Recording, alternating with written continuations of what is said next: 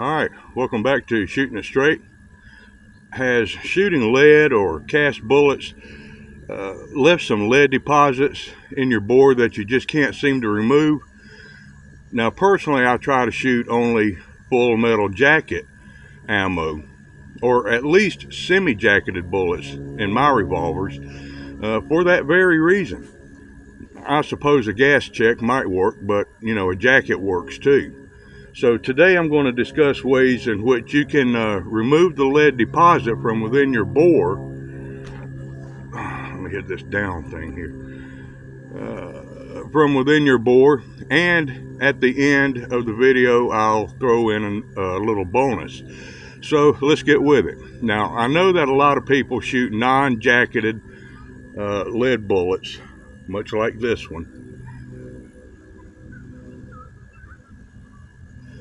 Usually hard cast, and that's okay, because a lot of people are reloaders or they're hunters, and others find them to be a little less expensive and sometimes a little more accurate than your typical FMJ bullets, and I get that. It makes sense. Now, but the downside to that is the fact that you can really foul up your bore with those bullets, leaving because they leave streaks of lead deposits behind, but also the fortune cone right here in particular. Left unattended, this can build up inside of that fortune cone to the point of causing a significant loss of accuracy and possibly some increased pressure. Now, the more it builds up, the harder it's going to be to clean that out. Now, I know a few of you guys like to run a cylinder of FMJs through your revolver on occasion to knock out some of that lead, and that's a good idea. That's okay for a short-term remedy, though. It's not good for a long-term.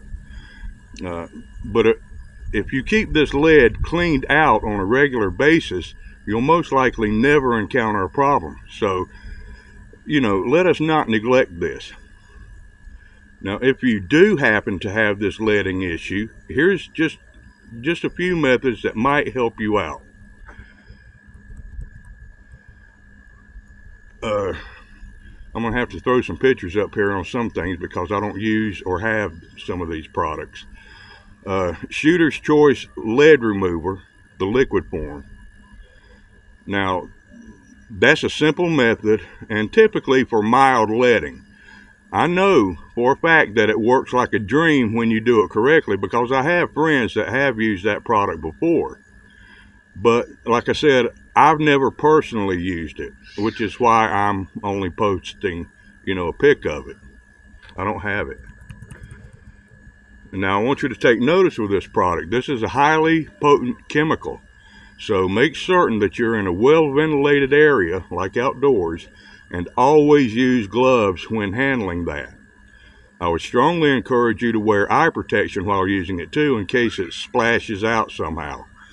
Now remember, this is a chemical that literally dissolves lead. So, keep your work table cleaned off. All right, now back to the procedure of that. You put a cleaning patch on your rod, okay, and you soak that patch with that liquid, and you run the soak patch through each of the cylinders here, right, on the chambers of the cylinder, and the full length of the bore as well. You want it saturated. Now, just move the gun aside and let it sit like that for a minimum of about 15 minutes for those chemicals to start reacting to the lead. Now you can go back and use cleaning patches and start removing the liquid and lead residue. I'm not sure I would use a bore brush, or the bronze bristle bore brush at this time during this procedure, due to the likelihood of spraying or misting of that chemical when you pull it out of that bore. You can always go back and use the bore brush afterwards when you clean it up a little more. Now, here are two methods that I have personally used, and one is Lewis lead remover kit.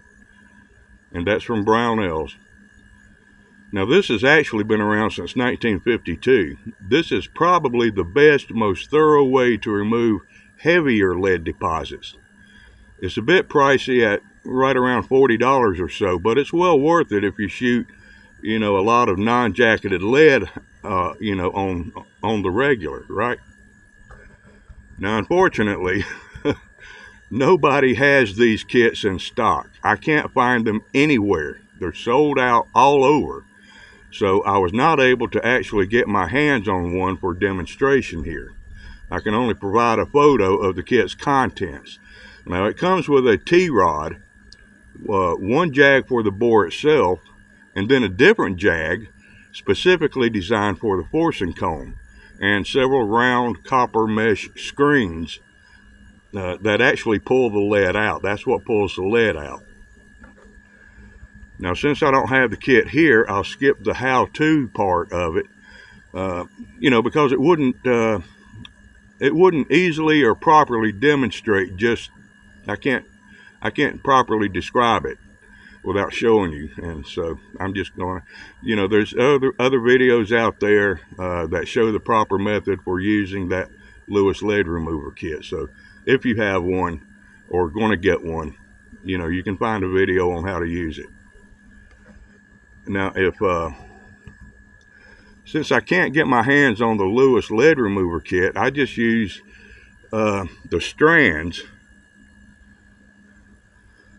from a pure copper scouring pad, and that accomplishes the same thing as those mesh screens, those round mesh screens. All right, this pulls the lead out almost as good, probably just as good. This is an old school method of lead removal for revolvers that's been around for a couple of generations now, but it works the same way as the Lewis kit with those mesh screens. Now, if you're going to do that, if you're going to do it this way, you'll need a fixed, non-rotating cleaning rod. Okay, you don't want one that swivels. You want one that's fixed, because you're going to have to put it in there and crank it on that forcing cone. You'll see what I mean in a minute. And just one copper scouring pad. You can find these at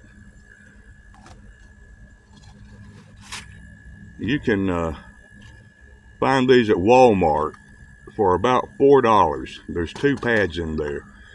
Now it's important to note here that the pad must be made of pure copper strands.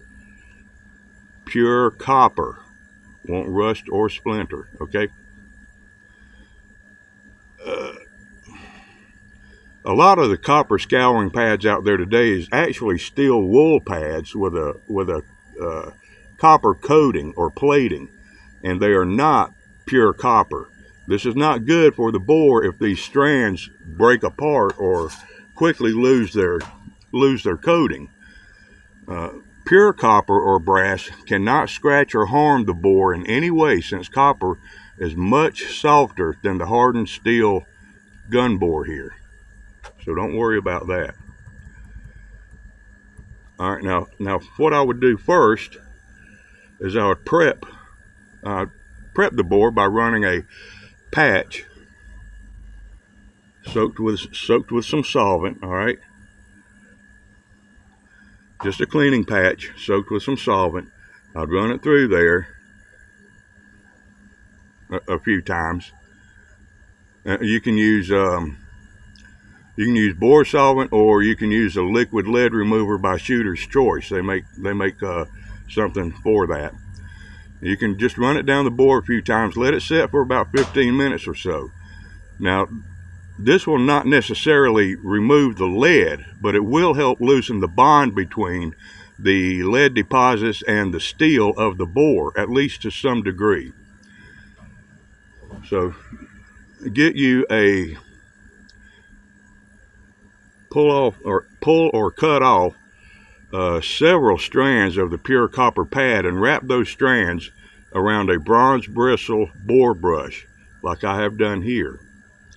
Preferably a bronze bristle bore brush one caliber smaller than whatever the bore is that you're cleaning. And that's in order to accommodate the added copper strands here. Now for scraping the lead deposits from the forcing cone here, this is how we're going to do this.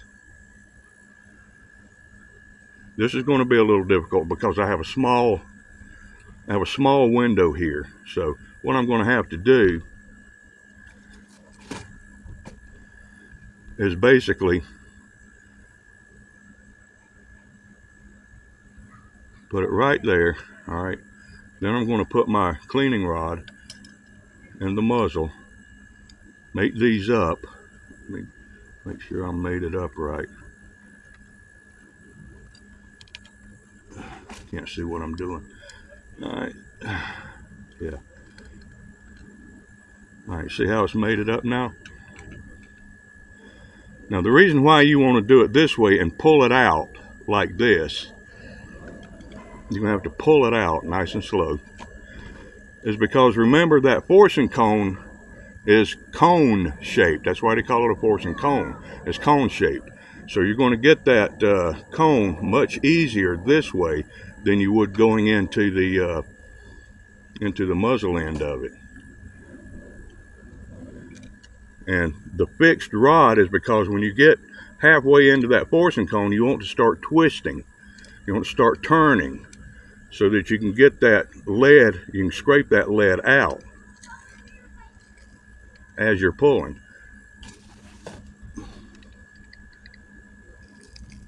See that? Scrape, scrape, scrape. And then just pull it completely out.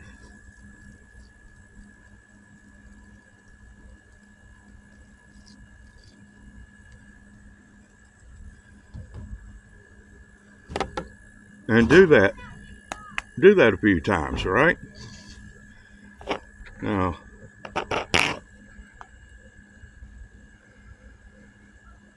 that'll scrub that forcing cone out, and that'll draw that lead out from the rifling. Now, when you're pulling it out, and if your cleaning rod wants to rotate with the grooves, just let it. All the better. Just let it. Okay.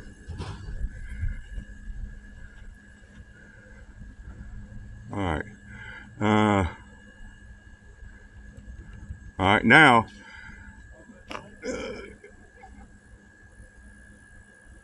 you can repeat that. You can repeat that process a few times if you think it's necessary. Now, right after this procedure, I usually just clean the bore in the usual fashion, you know, with the regular bronze bristle brush and then patches in there to clean it out, right? After that, I just clean off the rest of the gun by wiping it with a cloth or a patch or something like that with some bore solvent. Just put some bore solvent on there and just get all the carbon off, right? And then dry it off like you would, like all of my other cleaning videos tell you to do. Wipe all that, any excess bore solvent off of there, okay? Now, and of course, you can, the same procedure you did on this bore here, you can do with the chambers of the cylinder as well. Don't neglect those, because there's a buildup that's going to happen right here too.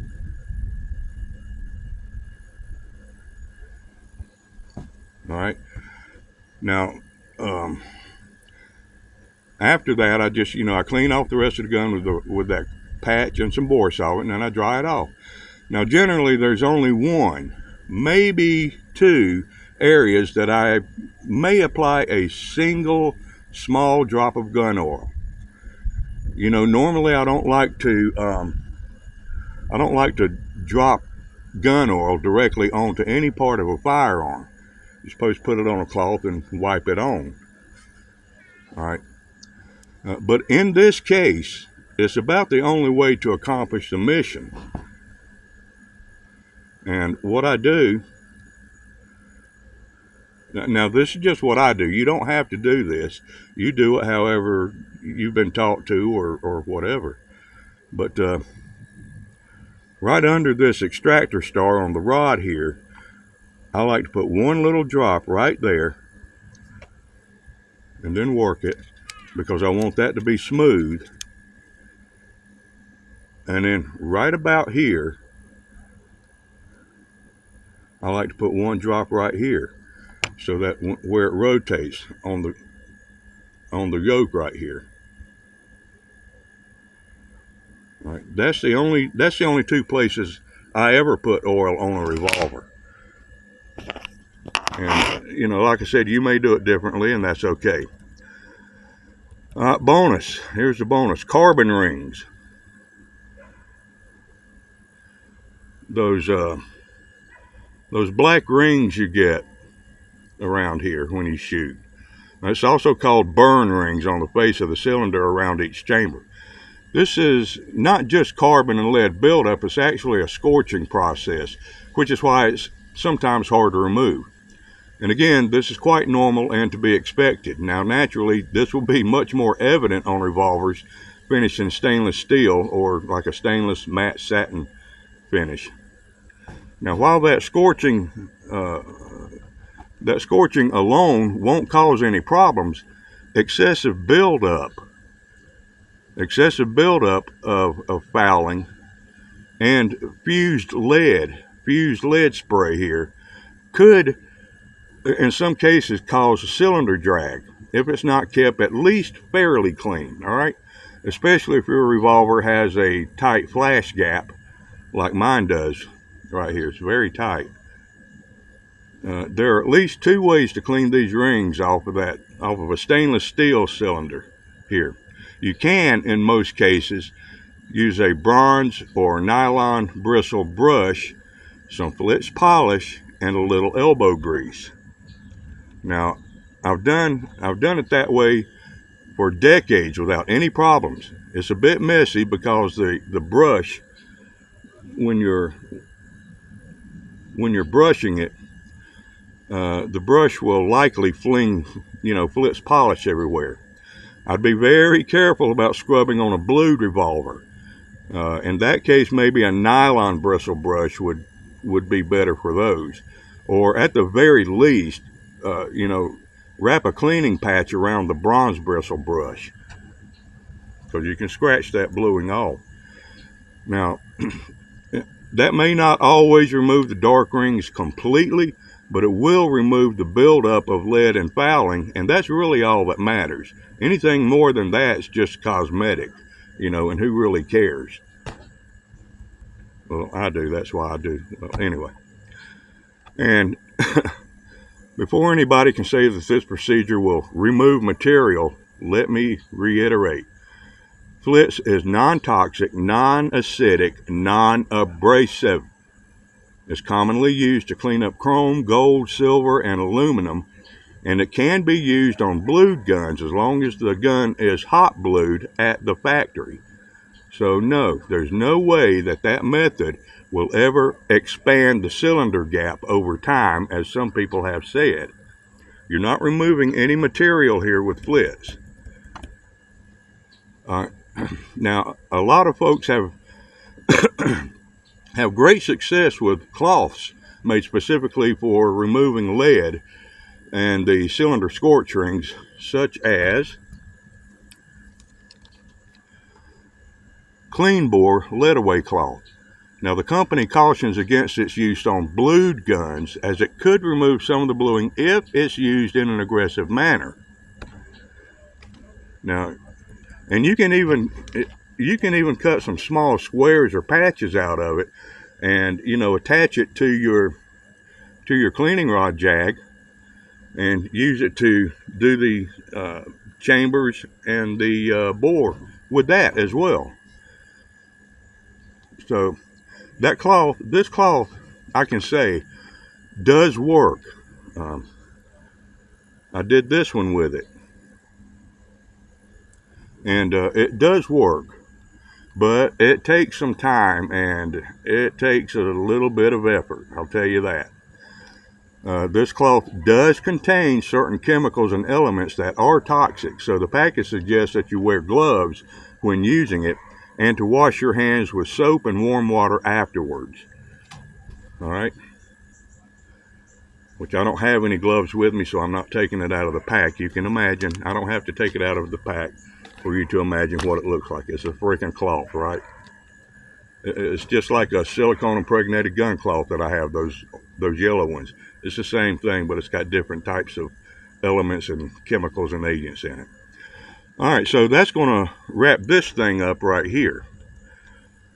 Man, you know, I hope I was able to provide some ideas for you on how to safely remove lead deposits from your bore and your revolver cylinder face. So thanks for watching. I'm Antonius, and I'll see you next time right here on Shooting It Straight. Until next time, ciao.